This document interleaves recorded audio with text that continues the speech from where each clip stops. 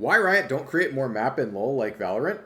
Because we don't have a desire to get variance from game to game through map geometry in the same way that Valorant does. They have Valorant and League ask very, very different things of the map, right?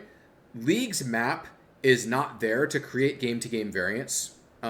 We've done some things in that space, like elemental terrain. So we have some minor differences, but we don't actually think that we're likely to get a better game by, making two more maps and then randomizing you between them. It's like, well, actually, we just think we should make a really, really high quality map, and the variance game to game should come from other things like champion picks or items or runes or game states, right? One of the reasons why League doesn't actually need to do something like map to map variance, like say HotS did, for example, or Valorant, is because League has personal economy. And when you have personal economy in a 5v5 game, you get these highly variant game states. Like one game, you could literally play the same game, like the same compositions, the same 5 champions on each side, and have very, very, very different games playing out because in one game, the top laner, your top laner is ahead, and the other game, your bot lane's ahead, and the other game, your jungler dies early, or whatever, right? Valorant doesn't have any of that because it, like Electris is saying, where the game state gets reset very frequently in Valorant, and so they need and the same thing. This is the same problem that HotS was trying to solve with the map, which is that HotS doesn't have personal game state, like personal gold game state, like personal economy, and so they needed to get more game to game variance from elsewhere.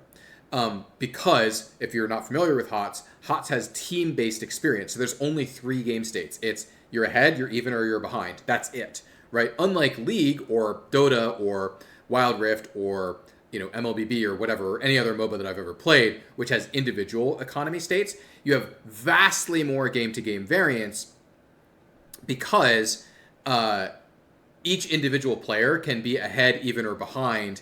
And then there can also be a general pacing of the game of like, hey, this is a game that actually has a lot of gold in it versus this is a game where people are actually poor. So like economy versus game time also changes things over time in League as well. And this is, again, why HotS tried to do the maps, is that they were trying to do something similar to what Counter-Strike and Valorant do, where some of the variance comes from the map, some of the game-to-game variance comes from the map.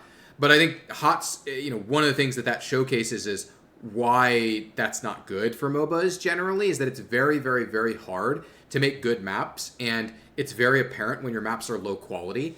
And that's very different from a game like Valorant or Counter-Strike, where there don't need to be nearly as many actual interesting features on the map, which means it's a lot more feasible to create a large number of maps of good quality, right? Whereas HotS, if you ever played HotS, that half the maps that were in rotation at any given time were they just weren't very good, right? It's very, very, very hard in a MOBA to create compelling maps.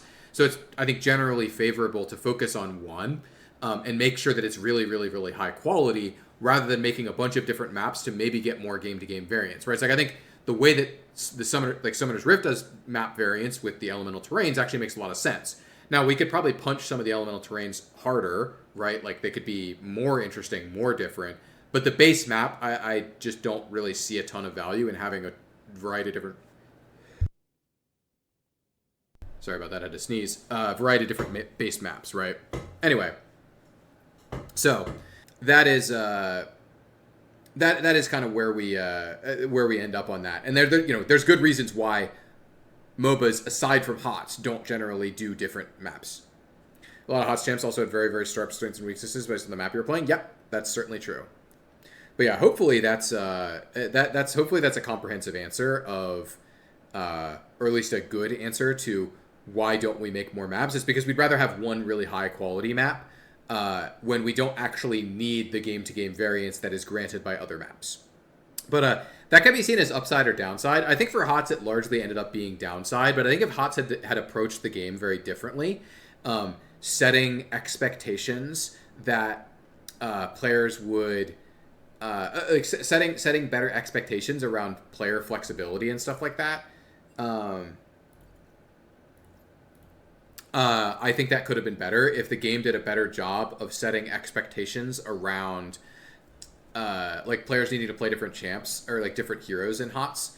But ultimately, like the way that I look at it is like HOTS tried to like HOTS tried to get everything right. HOTS tried to promise the same level of character fantasy that League does, but then also simultaneously said, actually, you can't play Rexar on this map because Rexar is very bad on this map or whatever. Or like, hey, this isn't a good map for Kel'Thuzad or whatever, right? Because this feature, is hostile to this character or whatever, right? It's like, and so that was a problem. Like that was one of, HOTS had a lot of problems to be clear, but that was, I think, one of HOTS like kind of existential problems that was like unsolvable, even if they had gotten, more investment and had been able to make more changes. I think one of the existential problems with HOTS was that they tried to promise really strong character fantasies, but at the end of the day, they couldn't actually deliver that because playing certain characters on certain maps was just trolling, right? And so it's like, okay, well, as long as that's the case, you can't really promise that character fantasy because you can't actually promise the player that they're going to be able to play the thing that they want to play on any given map. All right, this is going to be sort of a corporate story. This is maybe going to be fun for people who have ever been in a corporate environment before. Okay, so Riot has an official handoff process when you change managers, right? Pretty standard corporate stuff, right? So my manager for about the 2 years that I was on Wild Rift was Soul Crushed. When I moved back to League, my manager became Froxon. Now, about 3 months after I was working on League of Legends, Soul Crushed came back to League and he was made my manager again. So we went into this meeting where there's this official handoff of managers. I go into this meeting, it's Froxon and it's Soul Crushed.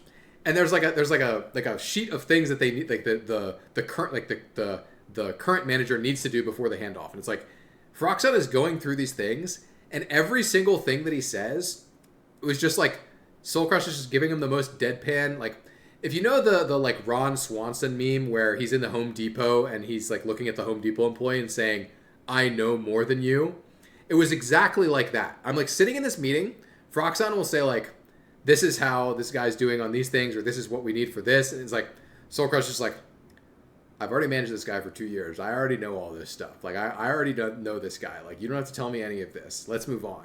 Like, "Yeah, I already knew that." Like, "Yeah, I already knew that. I know more than you. Like, I've already been this guy's manager for 2 years. Let's get on with it. Like, let's get on with this farce." It was one of the funniest meetings I've ever been in. Is just like my new manager, who has been my manager for 3 months, compared to my old manager who's becoming my new manager, who was my manager for like 2 years. Just like, yeah, I've already talked with this guy for like, many hours of time.